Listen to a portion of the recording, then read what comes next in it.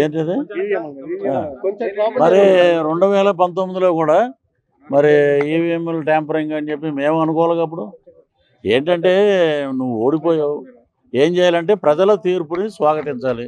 ఎక్కడైనా సరే ఇప్పుడు చంద్రబాబు నాయుడు గారు కానీ, రాజశేఖర రెడ్డి గారు కానీ, ఎన్టీ రామారావు గారు కానీ వీళ్ళందరూ ఎలక్షన్ రిజల్ట్ రాగానే వాళ్ళు ఏం చెప్పేవారు, ఇది ప్రజా తీర్పు, ప్రజల తీర్పుని మేము శిరసావహిస్తున్నాం, సో దీని మీద అనుమానాలు ఏమి లేవు, ప్రజలు మమ్మల్ని వద్దనుకున్నారు అని చెప్పి ఉంటే ఉందాగా అరే బ్రహ్మాండంగా మాట్లాడాడు అనేవారు. ఈవీఎంలు ట్యాంపరింగ్ బీహార్ అయిపోయిందంటాడు ఒకడేమో శ్రీలంక అంటాడు, ఒకడేమో మేము మరి మీరు 151 అన్నప్పుడు ప్రజలు ఏం చేశారంటే 151లో 5 క్రెయిన్ పెట్టి లేపేశారు, మధ్యలో 5ని 11 ముంచారు. సో ఇకనైనా వాళ్ళు నిర్మాణాత్మక ప్రతిపక్ష పాత్ర పోషించడానికి 18 కూడా లేవు. సో అటు పాలకపక్షమైనా ప్రతిపక్షమైనా మా పవన్ కళ్యాణ్ గారే ఒక అద్భుతమైన పరిపాలనకి నాంది పలికింది.